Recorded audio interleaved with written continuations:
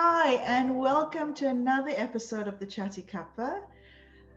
When adversity strikes, we sometimes go into victim mode, and then to get ourselves out of that victim mode can be quite hard and quite challenging at times. I've been there, I know exactly how it feels. But today we have one really special woman, and I came across her Facebook page and saw one of the posts that really resonated with the work that I do.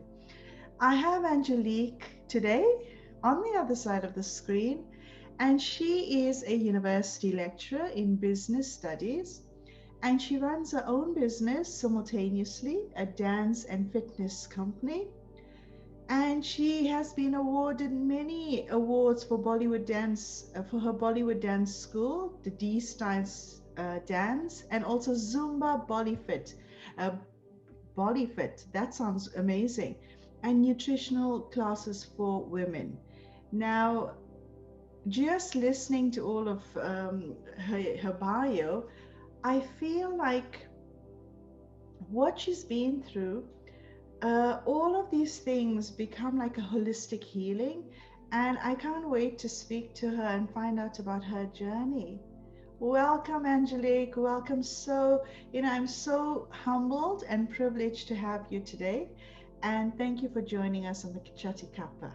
Oh, thank you, Nirasha. No, it's me who's humbled that you asked me to come and speak. So thank you so much for the warm welcome. You know what? Your journey, it will inspire, and that's exactly what we do on the Chatty Kappa. We inspire our community. If there are little tips and tweaks that we can do to our daily life to make our lives richer, I'm all for that. Mhm. Tell us a little bit about yourself, Angelique. Okay, so like you said, I'm a university lecturer in business strategy. I have a huge passion for dance. So I set up a dance and fitness business, and initially my focus was just on women because I started my company after having my kids. And I found that through dance, I was losing weight, feeling fitter, feeling happier. So it was a body and mind healthier miracle, should I say. And so I just wanted to share that with everyone. So I set up my own dance and fitness business, initially just for women, and then started a business, a Bollywood dance school where we teach kids, adults, and ladies again. Um, Bollywood dance. Oh, that's amazing. And you know what? I love watching Bollywood movies, and whenever the songs come up, I'm all for dancing. And I know that you simultaneously have developed and grown your dance business and your dance company, and together with having being a lecturer. Now, I know, how do you actually, you know, how do you juggle both so well? Sleepless nights, I think. No, no, obviously you have to juggle it. Plus, I have my family. And one of the reasons I decided to become a lecturer and have my own business is so I could work around my family and my kids. They've always been my priority because I used to be a management consultant before, working all hours, weekends, and things. And once I had my kids, I decided that was not the lifestyle I wanted. So I used the same subject strategy, but I applied to teach at university. I got in. I also did some independent consulting for smaller clients so I could work around my timings and my kids. And even same with my dance and fitness business, it's always been around my kids. So you have to juggle. Yes, we all have to juggle, but you've got to have your priorities Yeah. and then work around it. So initially, I used to teach more at university, and I had just set up dance, so that was less. And then as my priorities changed, I still teach at university, but my dance and fitness business is much a bigger part of my life than the university teaching. It's so weird how your passion ends up becoming your profit, Mm. because I think with passion, things grow so much quicker, and people actually buy into the rapport you create with them, the energies you give to them. And that's the beautiful, that's absolutely beautiful. I know last year, 2020, I know the world feels like it's been falling apart with COVID and so on. But I know you've also been through another long road in Mm. 2020. And I'm so glad that you have come on the other side of it. And now you're going to be talking to people about it. And you've started that journey of educating and making people aware of your journey. And I actually take my hat off to you because I think it is such a hard journey to talk about, especially when you've just overcome. Many people, I know that your journey with COVID, and besides COVID, having cancer has been a really, really trying one.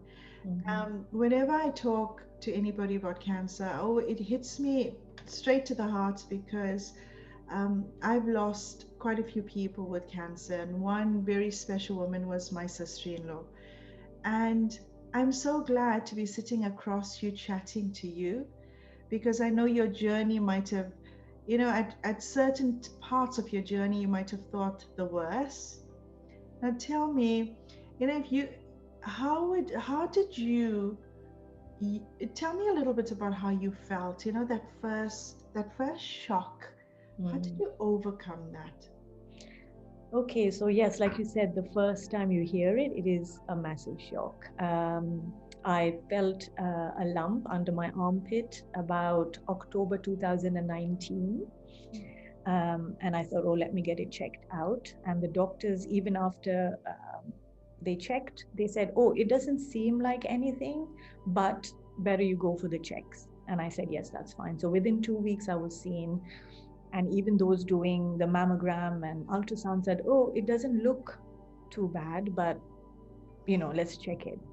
And then I was called in a few weeks after that. So I think, if I get my dates correct, yes, December 2019. 11th of December 2019, I was called into the hospital. That itself was kind of a little bit of a, I guess, a hint to be called in for an appointment.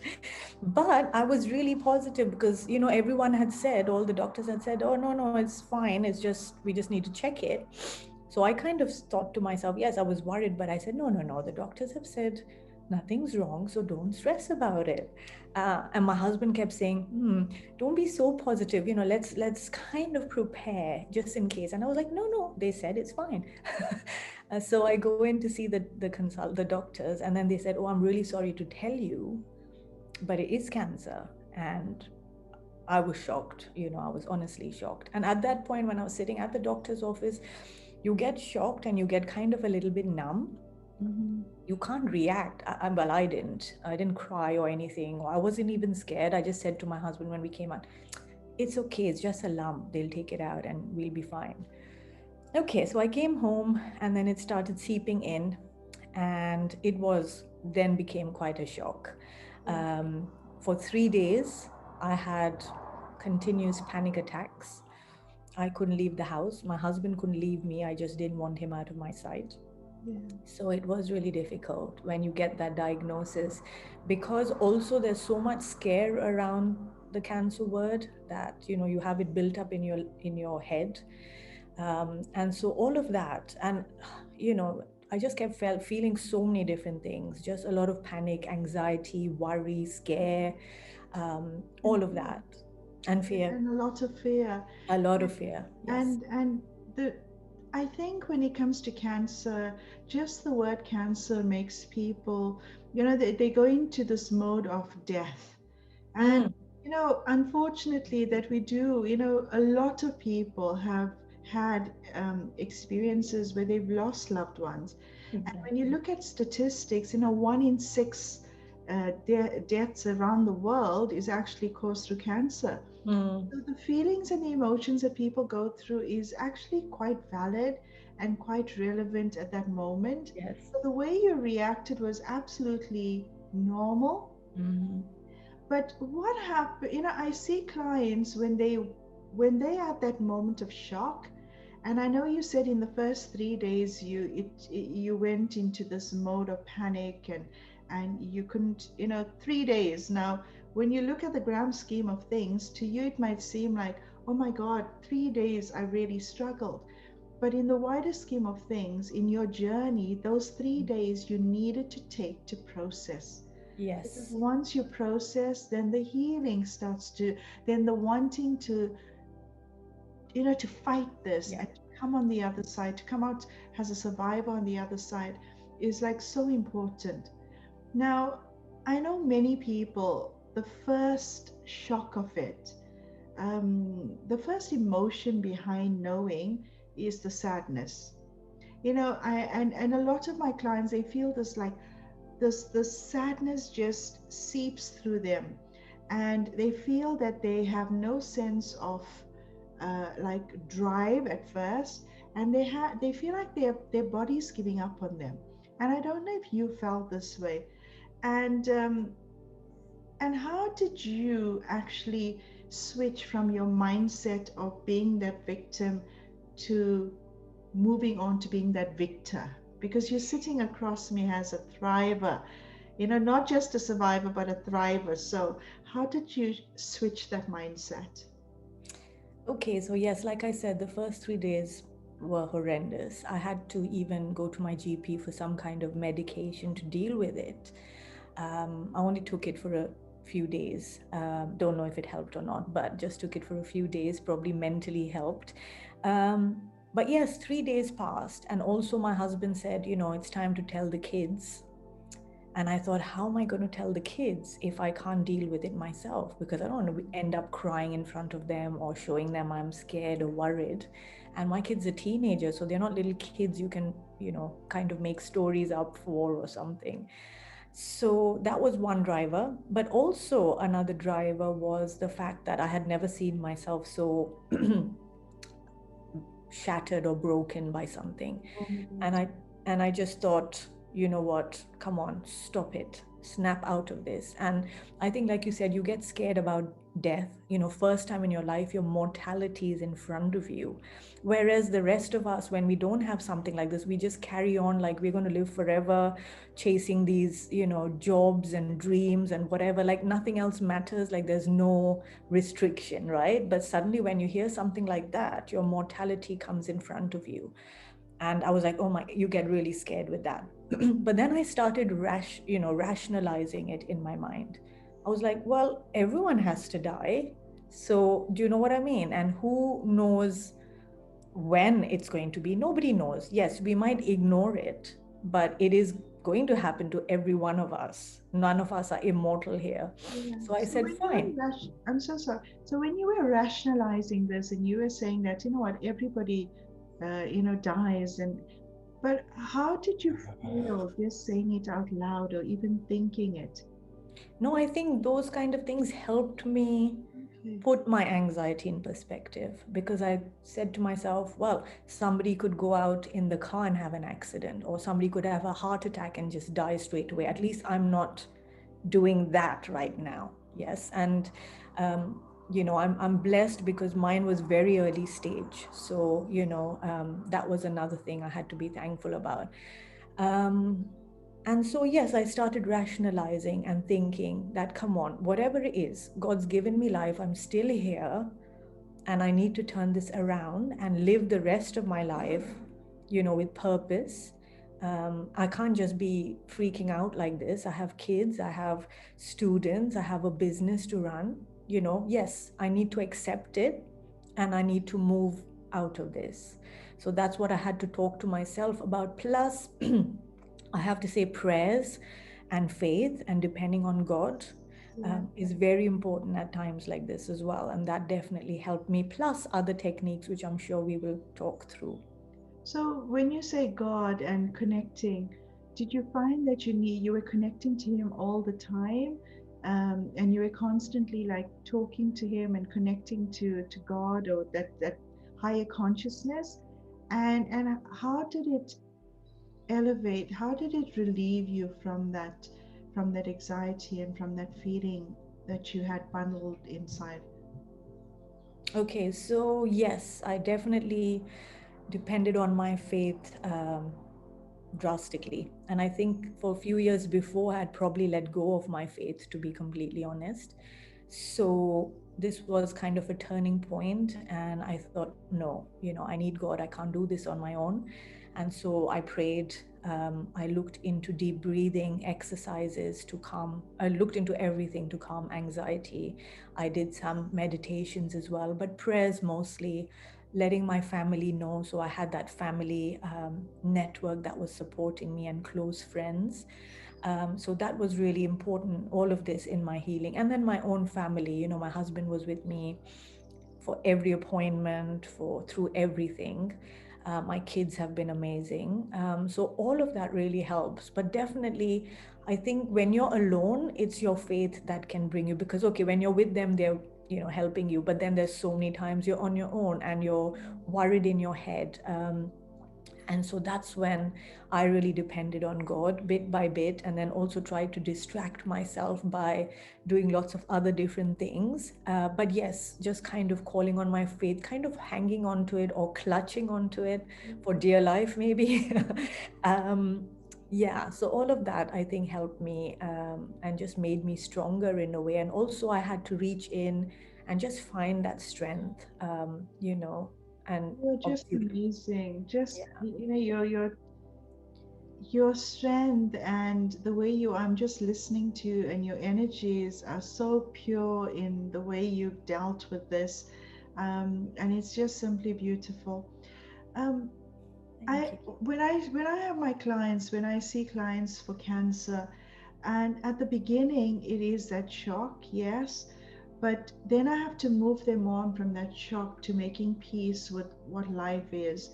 And I see clients at various stages with their cancer, and you know what, Mm, some of my clients and patients are, fourth stage cancer, and they know what the outcome is, mm, but it's making them feel comfortable in the process, because and for some of my clients, it's letting go of the fear so that they can actually be embedded in the life that they have, with their loved ones, and it's mm. making peace with the people around them.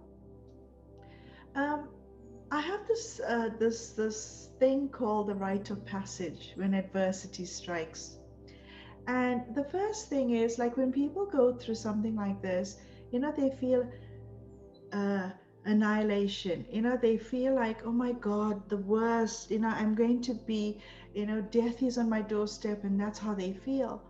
And then, as soon as you move on from there, and if you survive that bit there, which has the mindset and the mental part of it, then they move on to the other side.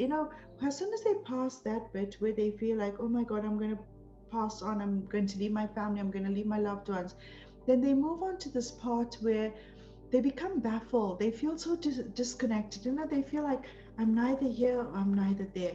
And even that part of this passage is also a huge part, because they need to start finding their purpose for healing.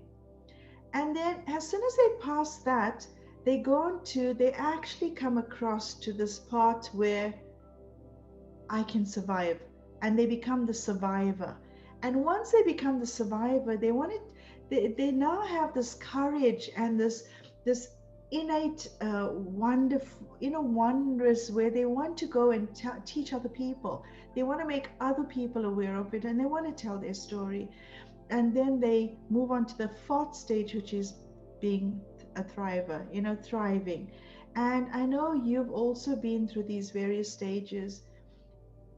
Which stage are you at now? Uh, Hard to tell.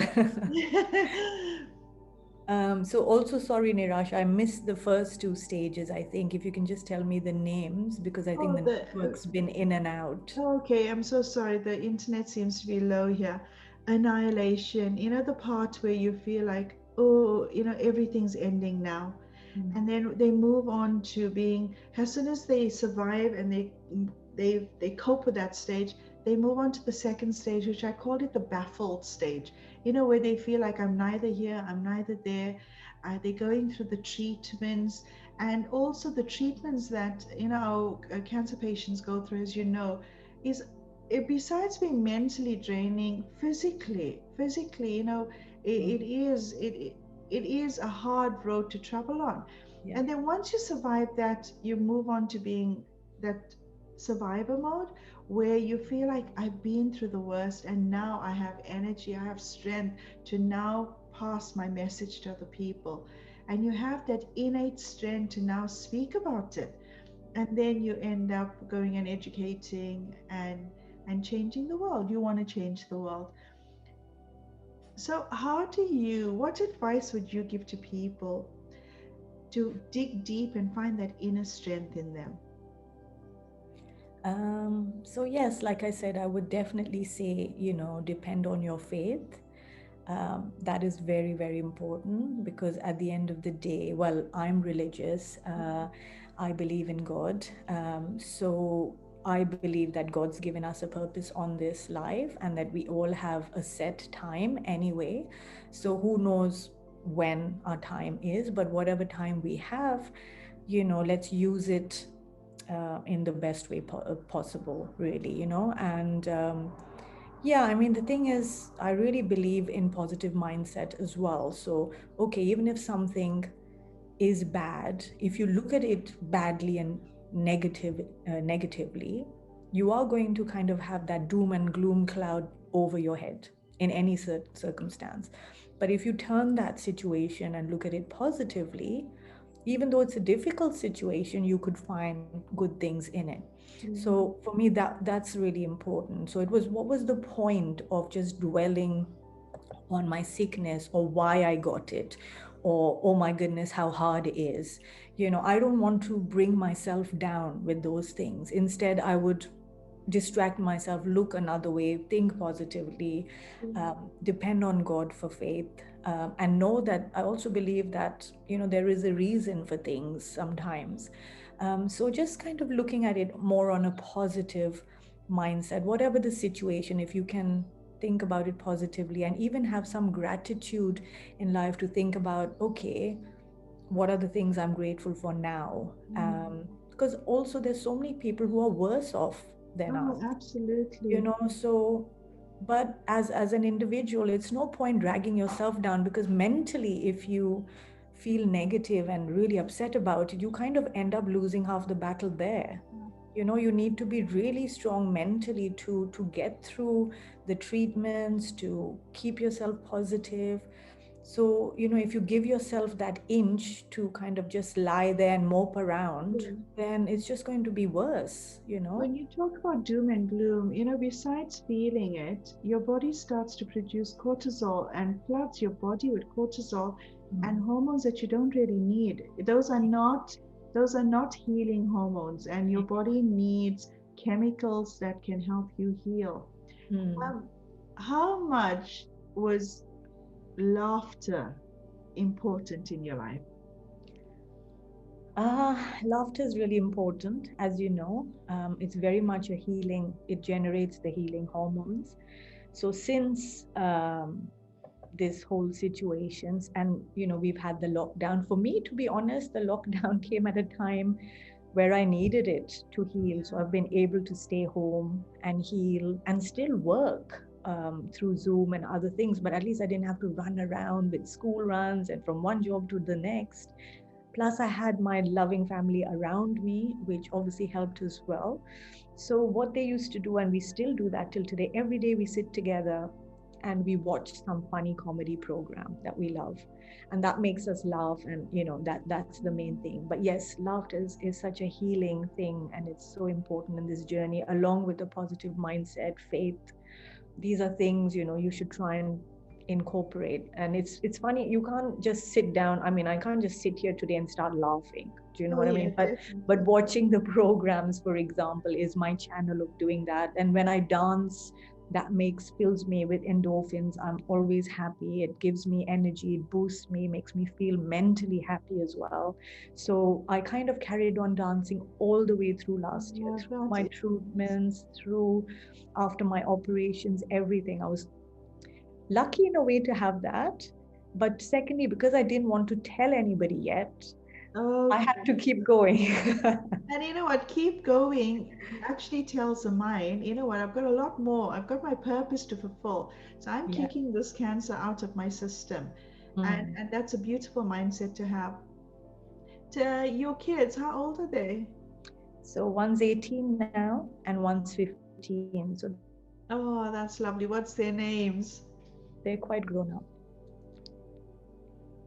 And that 18-year-old must, is Zen and the 15-year-old is Nile, 2 months old. And we have a wonderful dog too, Minnie, who's 10. And she's been, again, really important to my healing as well, I think. She's given so much joy to the family and just forever cuddling us and never judging us. And they have this innate sense as well to know that something's going on. So when I had my operations, like she wouldn't jump on me, just cuddle me. She was very gentle, just amazing. They're kind of God's gift as well, I feel. absolutely. You know what? There's so many people have, for just anxiety, something just as like anxiety or depression, having animals around you, so it changes the way you feel. It gives you purpose. It gives you this, you have a responsibility to that pet. And also, pets are very sensitive. And Yes. I've been reading this article where dogs actually can sense cancer in the body. Mm, yes. And that I found like, wow, that really blew my mind because they know, so they can sense it even quicker than we do. And it's beautiful having that energy between your pet and yourself. Mm. Now, you mentioned that you know, when you go through a dreaded illness and then you survive, and you end up now repurposing yourself. Did you find yourself going through this where you want to repurpose and you find a new purpose in your life? And I'd love to hear about it. Um, yes, I mean, so, like I said, I've always kind of wanted to help others. So that's why I set up this company to help women, get fitter, especially through dance. Because for me, I used to go to the gym, and to be honest, I'm not a gym person. Uh, I went to the gym for 3 years, but it was out of like duty and obligation. I never lost a pound. I was never motivated. So when I found dance and I lost weight, and not only physical fitness, but mental fitness, where I was so happy because I was really passionate about dance even as a young child, and I kind of lost it along the way. So when I refound it and found all these benefits, I just had to share it with others. And so hence I started the dance fitness classes a good 10 years ago.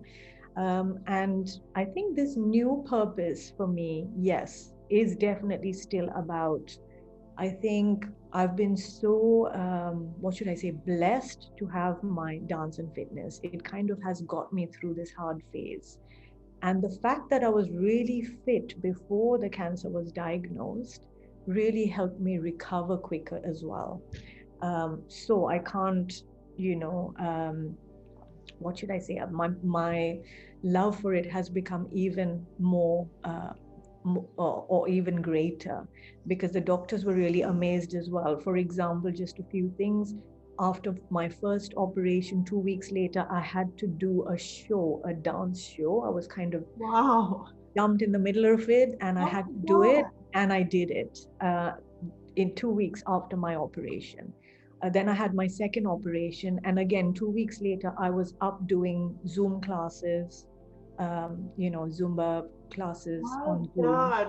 Um, yeah, so they were really amazed, and like all the physiotherapists, the doctors, and everything were really amazed. I mean, I had a lot of side effects as well, which would have stopped somebody from doing the things I was doing. Like I had a lot of problems with my left arm because of my surgery. When they give us a booklet about what the side effects can be about operations, I had all of them. wow. So, but still, I just thought, let me just move as much as I can. And like I said, I wasn't ready to tell the world at that point. So I just got up and did everything I had to, in a way which was great. It gave me, it kept me moving forward. Yeah. And so I think for me, my purpose has become even more about spreading health and fitness, because without this, without health, we really have nothing. We can chase jobs and money and all these things, but if we don't have health, it doesn't matter. And we really need, and especially as women, because as mom, as women, we tend to run around everybody else, our Yeah. kids, our jobs. We're trying to juggle the jobs and parenthood. We're trying to do the best in every possible way, like be the best mom, be the best at our jobs. And it's too much pressure. And we need to, realize that and understand what's important, but also put our health and ourselves first. We put ourselves last. So this is what kind of has pushed me to be even more passionate about fitness for everyone, but especially women.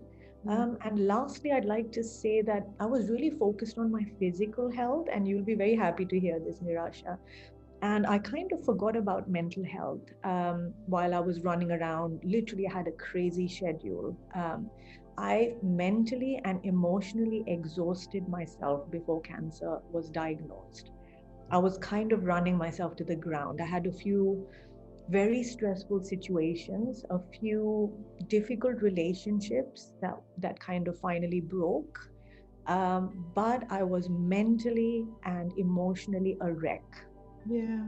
I was physically really fit, like I said, but I was mentally and emotionally a wreck. And what cancer has taught me is that whole part of health and fitness, not just physical, but especially mental.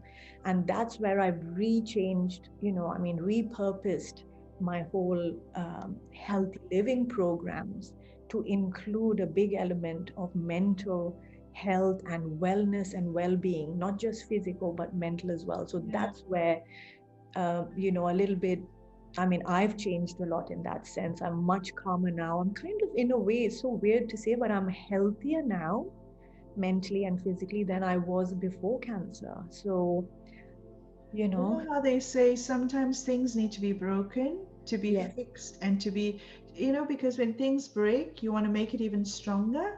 So Mm, now we make ourselves even stronger so that we repump the ammunition back into us so that yeah. we have a better goal and our purpose becomes more clear.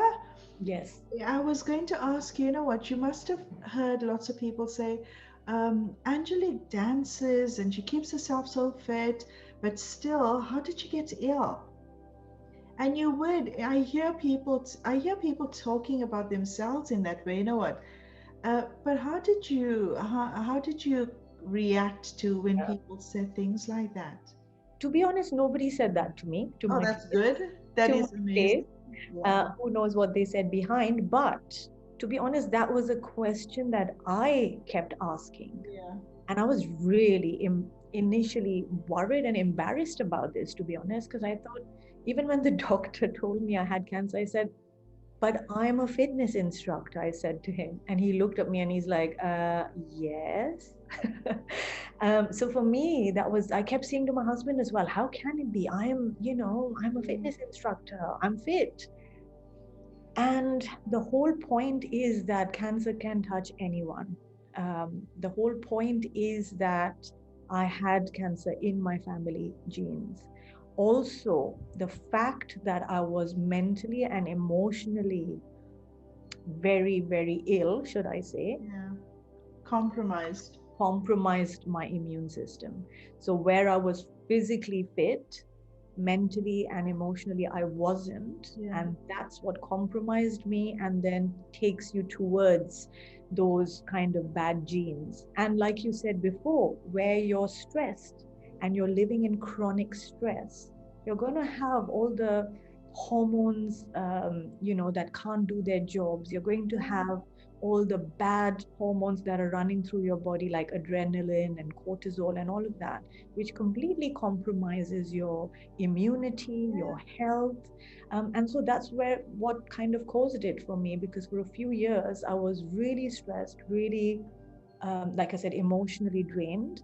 and it affected my hormones. So I had really 2 bad years of hormones before the cancer diagnosis. I used to keep going to the GP. They said, oh no, it's normal. This is what women go through, that kind of same thing you hear all the time. But had they actually looked into it or given me some advice, again, at that point, I could have helped myself, but it's never holistic, when you Yeah. hear about these things. So that was a big, big issue. And guess what? My cancer turned out to be hormonal. There you go. Absolutely. There you go. Um, and that what Yeah. makes me angry sometimes. That, Gosh, tell me about we go to the doctors, but we don't get the right advice. yes, Yes, you have nutritionists and you have dietitians telling you to eat well and so on. But I think not enough awareness is made for mental health and emotional well-being, exactly, because that actually starts to form blockages in your body.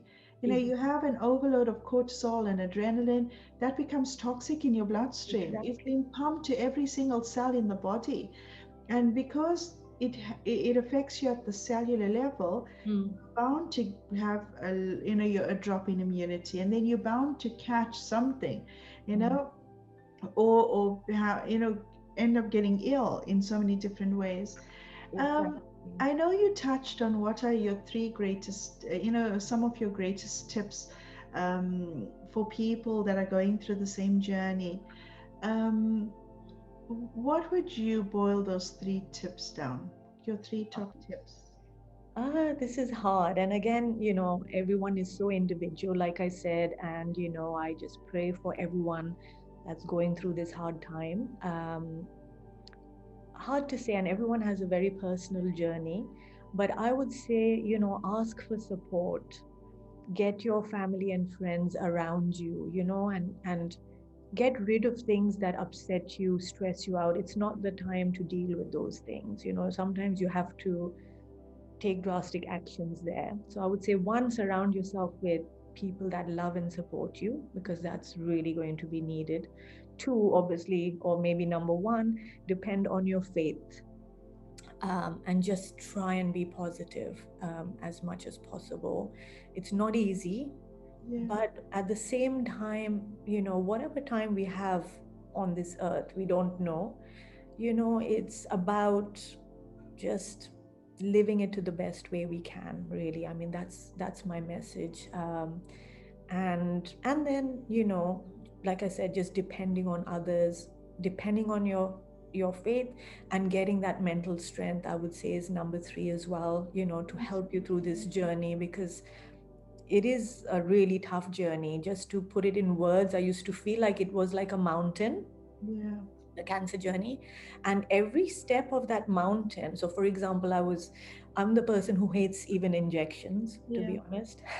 And say, for example, I was always all my life dreading an MRI. Okay, and I always said, God forbid I have an MRI, because I'm quite claustrophobic.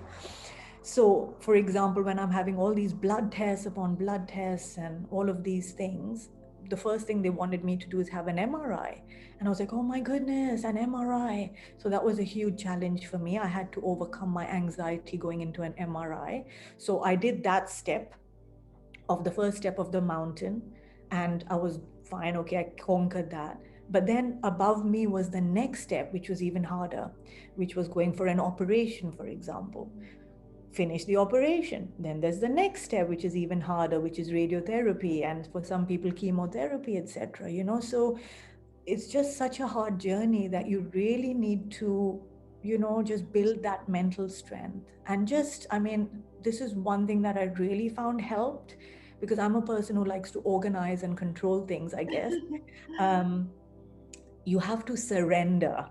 This is the biggest lesson I learned. I had to like surrender, and for me it was surrendering to God, maybe, through my faith, and saying, here I am, God. Okay, I have my operation tomorrow morning. I'm just going to let myself go and just go through it in a peaceful way, rather than being scared and holding it back and dreading it. And just surrender. It will be okay, it will pass, and you will come out at the other side. But it is about these kind of small things that really make a big difference. Yeah, you know what? That is such amazing advice, because surrendering, not many people find it an easy way.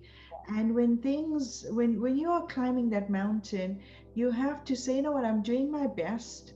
Now he needs to do the rest. Yes. And as long as you put you're doing your best. And I love this.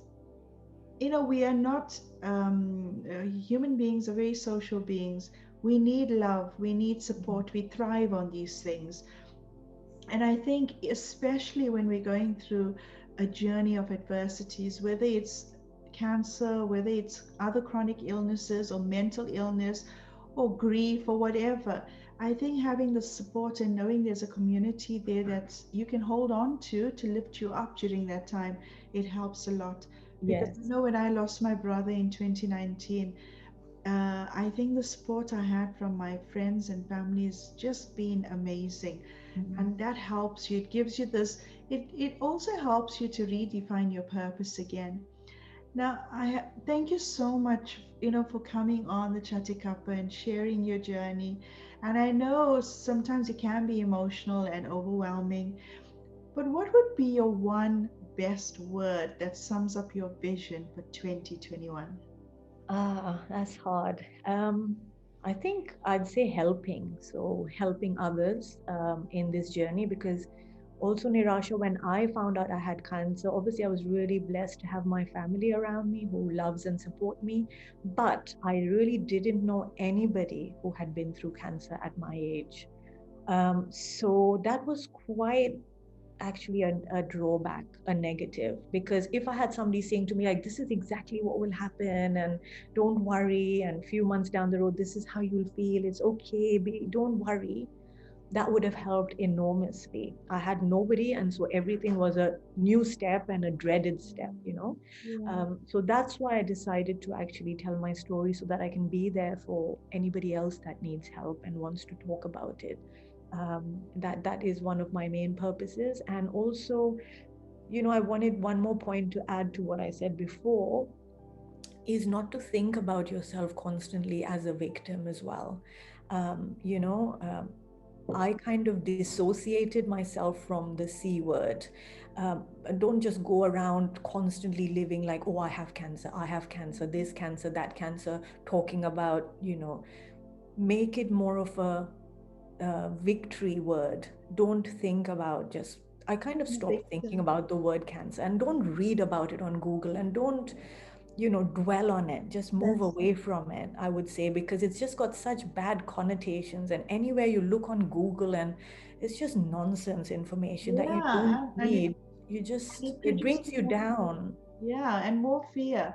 More. And one other thing, I think the time when you start to dig deeper within yourself, and it's a journey of healing, and then you make yourself even better when you pass and you heal and you Mm. become a thriver. And I think it all goes down to self-love and finding that true love inside of you for yourself so that you put yourself first. And I Yes. bet now in your journey, although you have family and you've got your kids, you will now put yourself first, because if you are not well, you cannot help anybody else. Exactly. If you don't love yourself, you can't love everybody else. And Mm. self-love is the biggest healing, because the word love, it's an emotion that triggers endorphins. It triggers like a celebration inside of you. And if Mm. every single cell is celebrating you all the time, that's the beautiful way to be healthy at the cellular level, and to find your peace and your that love inside of you. And you end up putting yourself first, you Yes. end up making yourself first, so that you can actually be there for other people. Thank you so much. God bless you, and may Thank you. I would love to collaborate with you, talk about mindset and health when you. it comes to illnesses and in the body. And I wish you everything of the best. Thank Lots and you. lots of love. And Thank be you. blessed always, and love to your family. Thank you, Nirasha. This has been an honor. Thank you so much. Thank you.